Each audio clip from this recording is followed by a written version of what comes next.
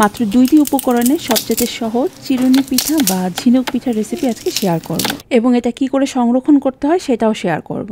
তো পিঠাটা তৈরি করার জন্য প্রথমে আমি এখানে 1 কাপ পরিমাণে চালের গুঁড়ো একটি পাত্রের মধ্যে নিয়ে নিলাম, আর সেই সাথে এর মধ্যে হাফ চা চামচের থেকে কম লবণ দিয়েছি। এখন এই চালের গুঁড়োটাকে প্রায় 8 থেকে 10 মিনিটের মতো লো আছে এটাকে একটু টেলে নিব। সেই সাথে আমি এখানে চুলায় কিছুটা পানিও বসিয়েছি। তো চালটাই যে ভেজে নেওয়ার পর এখন আমি এর মধ্যে অল্প অল্প করে পানি দিয়ে একটা ডো টাইপের তৈরি করে নিব।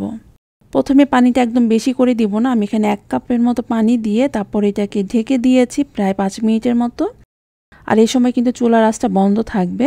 তো 5 মিনিট পর ঢাকনা উঠিয়ে এখন প্রয়োজন বুঝে এর মধ্যে আরও কিছুটা পানি দিয়ে তারপর এটাকে আবার মিক্স করে নিচ্ছি।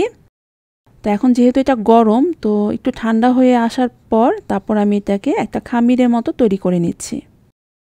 এই ডোটা খুব বেশি নরম হবে না, আবার একদম শক্তও হবে না, মিডিয়াম টাইপের হবে। তো এখান থেকে আমি কিছুটা অংশ নিয়ে বাকিটা আবার ঢেকে রেখে দিলাম। আর এখানে বোর্ডের মধ্যে একটু তেল ব্রাশ করে নিয়েছি। এখন এই ডো থেকে কিছুটা নিয়ে এটাকে প্রথমে গোল শেপ করে নিয়ে তারপরে দুপাশে এটাকে চিকন করে নিয়েছি এবং মাঝখানে এটা একটু মোটা রেখেছি, যে এরকম একটু লম্বা টাইপের আর কি এগুলো তৈরি করে নিয়েছি। আর এই পিঠার ডিজাইনটা তৈরি করতে লাগবে হচ্ছে 2টো পরিষ্কার চিরুনি। তো চিরুনি 2টাকে আমি একটু তেল মাখিয়ে নিলাম। এখন এই যে একটা পিঠার ডো চিরুনির উপর রেখে আরেকটা চিরুনি দিয়ে উপর থেকে এভাবে করে ঘুরিয়ে ঘুরিয়ে ডিজাইন করে দিচ্ছি। এরপর আবার পিঠাটাকে ঘুরিয়ে অপর পাশেও চিরুনি দিয়ে সেম একইভাবে এটাকে হালকা করে প্রেস করে দিচ্ছি। এতে করে চিরুনি দাঁতের যে লম্বা শেপগুলো সেগুলো আর কি পিঠাটার মধ্যে পড়বে এবং এটাই হচ্ছে একটি ডিজাইন। তো এই পিঠাটাকে আমি হালকা করে একটু প্যাচ করে নিলাম, এতে করে দেখতে আরও বেশি সুন্দর লাগে। তো এইভাবে করে আমি সবগুলো পিঠা আর কি তৈরি করে নিয়েছি। এখন এগুলোকে একদম গরম ডুবো তেলে ভেজে নিব। মিডিয়াম আঁচে আস্তে আস্তে করে পিঠাগুলো ভাজতে হবে। তবে পিঠাগুলো একবারেই পুরোপুরি ব্রাউন কালার করে ভাজবো না, এগুলো যখন হালকা ভাজা হয়ে আসবে তারপর আমি এগুলোকে নামিয়ে নিচ্ছি। আর এই পিঠাগুলো ঠান্ডা করে আপনারা চাইলে যে কোনো এয়ারটাইট বক্সে ভরে বা পলিথিনে ভরে নর্মাল ফ্রিজে প্রায় 6 মাসের মতো সংরক্ষণ করে রাখতে পারবেন। আর এগুলো যদি এখন সাথে সাথে ভেজে খেতে চান সেটা কীভাবে খাবেন সেটাও দেখাবো, তবে তার আগে একটা শিরা তৈরি করে নিচ্ছি।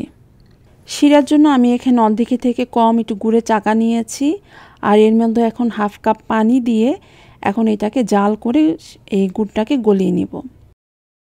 আর এই শিরাটা একদম 1 তার 2 তার একদম বেশি ঘন হওয়া লাগবে না। যখন মনে হবে যে এটা তার হতে যাচ্ছে, একটু ঘন টাইপের হয়ে আসছে, তারপর চুলা অফ করে দিয়ে এটাকে এক সাইডে রেখে দিলাম। আর অন্যদিকে এখন কিছুটা পিঠা আমি আবার ডুবো তেলে ভেজে নিচ্ছি। অবশ্যই পিঠাটাকে মিনিমাম 2 ঘন্টা ঠান্ডা করে নিয়ে তারপর আপনারা সেকেন্ড ব্যাচ এটাকে ভেজে নেবেন, তাহলে কিন্তু পিঠাটা খুব সুন্দর ক্রিস্পি হবে এবং খুব নরম হবে। তো এগুলোকে মিডিয়াম আঁচে আমি ভেজে নিয়েছি ব্রাউন কালার হওয়া পর্যন্ত। যখন এই যে খুব সুন্দর একটু ব্রাউন কালার টাইপের হয়ে আসবে, তো এগুলো উঠিয়ে নিয়ে সাথে সাথেই গিয়ে মিডিয়াম গরম শিরার মধ্যে দিয়ে দিচ্ছি। তো এইভাবে করে শিরার মধ্যে 1 মিনিটের মতো রেখে তারপর এগুলোকে উঠিয়ে নিচ্ছি। শিরা থেকে উঠিয়ে নেওয়ার পরও আপনারা কিন্তু চাইলে এয়ারটাইটের বক্সের মধ্যে ভরে 1 মাসের মতো সংরক্ষণ করেও খেতে পারবেন। খুবই ক্রিস্পি পিঠাটা, এবং দেখলেন তো কত সহজেই বানানো যায়।